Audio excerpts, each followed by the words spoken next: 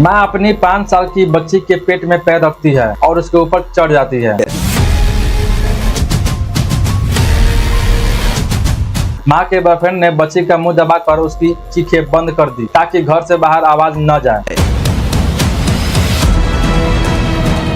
Dead body bed के नीचे पड़ी थी और ऊपर दोनों इंटीमेट हो रहे थे।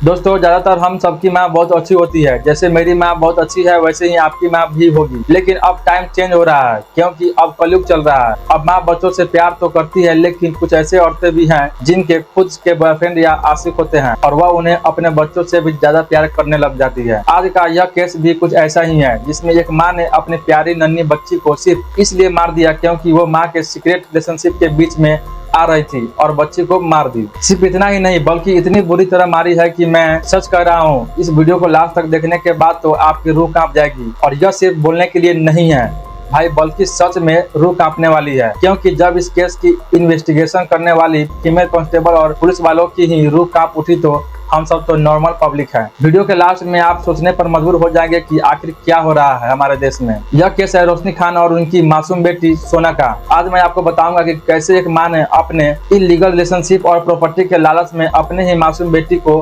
हैवान की तरह कत्ल कर दिया। यह केस अभी का है, यानी 2025 का, और स्टोरी लखनऊ केसरबाग क्षेत्र की है। यह केस उन गलियों की है जहां एक वक्त पर रोशनी खान उर्फ नाज एक बार डांसर थी और बाद में एक सोशल मीडिया इन्फ्लुएंसर बन गई। उन्होंने लग्जरी लाइफ स्टाइल पसंद थी। बार में डांस करना, नशा करना, रील पोस्ट करना और फिजिकल रिलेशनशिप बनाना यह उनका शौक था। 2015 में रोशनी और शाहरुख एक पार्टी में मिले थे। बस यहीं उन दोनों की बातें सुनी और एक दूसरे को डेट करने लगे। बाद में दोनों ने शादी कर ली। शाहरुख को अच्छे से पता था कि रोशनी बार डांसर है और नशा भी करती है, लेकिन फिर भी शाहरुख ने शादी की क्योंकि रोशनी उन्हें खूबसूरत लगती थी। इसलिए बाकी चीजों पर शाहरुख ने उतना ध्यान नहीं दिया। शादी के बाद इनकी एक प्यारी सी बच्ची हुई जिसका नाम सनारा उर्फ सोना था। सोना के जन्म के बाद ही सारी प्रॉब्लम शुरू हो गई। शाहरुख चाहते थे कि रोशनी अपनी लाइफ स्टाइल पर थोड़ा कंट्रोल करे और बच्ची पर ध्यान दे, लेकिन रोशनी की पार्टियों और क्लबों में जाने की आदत थी और वह पूरी तरह से एडिक्ट हो चुकी थी। साथ ही वह एक बार डांसर के तौर पर जानी जाती थी। शाहरुख के बच्चों की टेंशन सी होने लगी थी क्योंकि रोशनी अपने में खुश थी और साइनारा पे उनका ध्यान थोड़ा भी नहीं था। इसलिए अब दोनों के बीच अक्सर झगड़े होने लगे। लगभग 2 साल के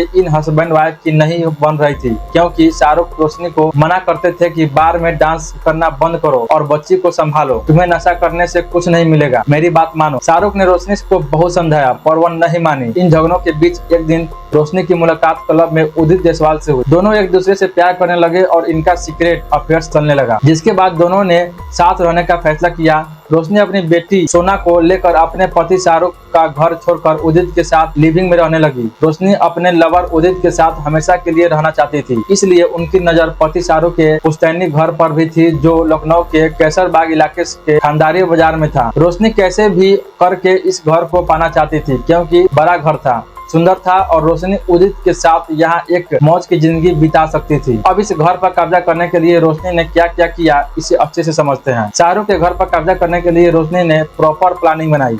अपने हस्बैंड और उनके फैमिली को घर से हटाने के लिए रोशनी ने कानून का गलत इस्तेमाल किया। सबसे पहले उसने अपने दीवान सलमान पर अपनी 5 साल की बेटी सोना के साथ दुष्कर्म का झूठा आरोप लगाया। उसने इस काम को इतने अच्छे से किया कि सलमान को पुलिस ने अरेस्ट कर लिया और उन्हें जेल जाना पड़ा। ऐसा इसलिए हो पाया क्योंकि रोशनी ने सोना का एक वीडियो रिकॉर्ड किया और अपनी बच्ची से झूठा बुलवा दिया कि हाँ उनके साथ यह सब हुआ है। ऐसे करने से ससुराल में टेंशन और डर का माहौल बन गया। इसके बाद उसने सास परवी और 2 नंदू रुखसार और रोमी के साथ पूरे ससुराल वालों पर दहेज हैरेसमेंट का झूठा केस करवाया, जिसके कारण उन्हें भी जेल जाना पड़ा। रोशनी ने यह सब बहुत ही प्लानिंग के साथ किया। इन सब चीजों को देखने के बाद शाहरुख खूब डर गए थे, लेकिन रोशनी अभी भी नहीं रुकी नहीं। उसने मई 2025 में शाहरुख को उनके घर से मारपीट कर बाहर निकाल दिया। रोशनी ने शाहरुख को धमकाया कि तुम्हें भी जेल करवा दूंगी या फिर किसी से मरवा दूंगी। शाहरुख को मजबूरन अपना घर छोड़कर रिश्तेदारों, दोस्तों, बहनों के घर पर रहना पड़ा। 2.5 महीने पहले मेरे भाई को जेल भिजवा दिया झूठे और मेरी माँ जेल में है, बहन जेल में है।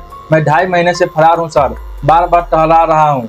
शाहरुख ने 18 मई को इस बारे में पुलिस में शिकायत की। 18 मई को इस बारे में पुलिस में शिकायत भी दर्ज की, लेकिन कुछ भी नहीं हुआ। शाहरुख के घर पर रोशनी, उदित और बेटी सोना के साथ आराम से रहने लगी। लेकिन यहाँ से एक और प्रॉब्लम खड़ी हो गई। सोना अपने पिता शाहरुख के बहुत करीबी थी और वह उन्हें बहुत प्यार करती थी, जबकि उदित को गंदे अंकल कह के बुलाती थी। अब इस बात से रोशनी और उदित परेशान हो चुके थे और एक प्रॉब्लम यह भी थी कि शाहरुख अपनी बेटी से मिलने के लिए अक्सर घर आ जाया करता था। उनके इस तरह आया जाने से रोशनी और उदित को अपनी मनचाही जिंदगी जीने से दिक्कत हो रही। 22 मई को एक बार फिर शाहरुख अपनी बेटी से मिलने आए और बच्ची को 2000 रुपए दिए और अपनी बच्ची के साथ 5 से 10 मिनट लगभग खेला भी है। लेकिन तभी उसी दिन रोशनी ने उन पर मारपीट, उत्पीड़न जैसा आरोप लगाकर कैसरबाग थाने में बंद करवा दिया। शाहरुख का कहना था कि मुलाकात के तुरंत बाद उन्हें थाने में बैठा लिया गया था। तब चरम सीमा पर पहुंच गया जब एक दिन सोना ने रोशनी और उदित को आपत्तिजनक अवस्था में देख लिया। सोना उस समय लगभग 7 साल की थी। बच्ची ने साफ कह दिया था कि वह पापा को ये सब बताएगी, जिसके बाद रोशनी और उदित बुरी तरह डर गए। उन्हें डर था कि अगर सोना ने यह बात शाहरुख को बता दी तो उनकी पूरी प्लानिंग खराब हो जाएगी। रोशनी जो बार बार किसी को भी जेल भिजवा रही थी,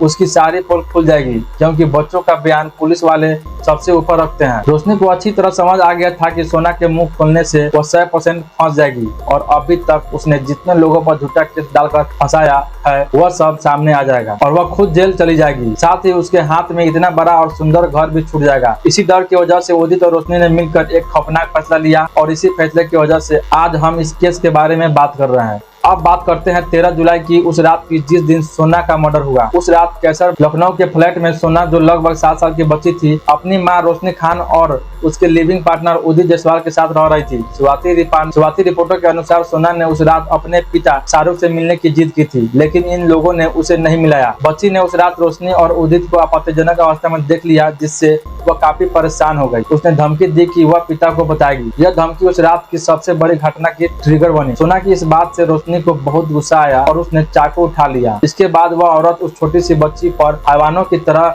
वार करने लगी। उसने कई वार किए, जिससे सोना घायल हो गई और बुरी तरह चीखने लगी। और जब वह चीखने लगी तो उदित ने उसका मुंह दबा दिया ताकि घर से बाहर आवाज न जाए। लेकिन रोशनी अभी भी रुक नहीं रही थी।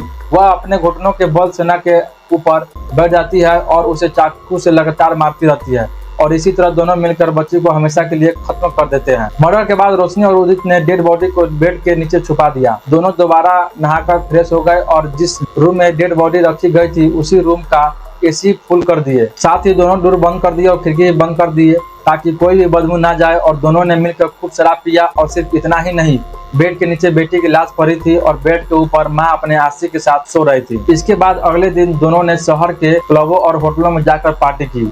वहां उन्होंने होटलों में खाना पीना खाया और दोबारा से खूब शराब पिया। उन्होंने बार में डांस किया और खूब एंजॉय किया, जैसे कि कुछ हुआ ही ना हो। वे होटल और क्लब के सीसीटीवी कैमरे में दिखाई भी दिए थे। साथ ही होटल में अपना नाम और टाइम भी रजिस्टर करवाए थे ताकि किसी भी तरह से मर्डर में उनका नाम बिल्कुल न आए। 15 जुलाई की भोर में लगभग 3 बजे रोशनी और उदित घर में वापस एंटर होते हैं, जहां बेडरूम के बेड बॉक्स में बच्चा का डेड बॉडी रखा था। कमरे में एंटर होते ही उन्हें भयंकर बदबू आ रही थी, इसलिए इन लोगों ने फिर से एसी फुल किया और दोबारा से परफ्यूम छिड़क दिया। इसके बाद वह रूम को अच्छी तरह से क्लीन करते हैं। साफ सफाई करने के बाद रोशनी अपना फोन उठाती है और पुलिस को कॉल करती है और एक सोची समझी स्क्रिप्ट बोलती है, जिसमें वह कहती है कि उसके पति शाहरुख ने उसके बच्चे को मार दिया है। कॉल की टाइमिंग ऐसी रखी जाती है कि पुलिस जब आए तो उन्हें देख कर लगे कि हाँ, अभी अभी कुछ हुआ है। यह लोग पुलिस को भी अपनी ही तरह बेवकूफ समझ रहे थे। पुलिस आती है और घर का सेटअप, कंडीशन यह सब देख कर अंदाजा लगा लेती है कि आखिर यहाँ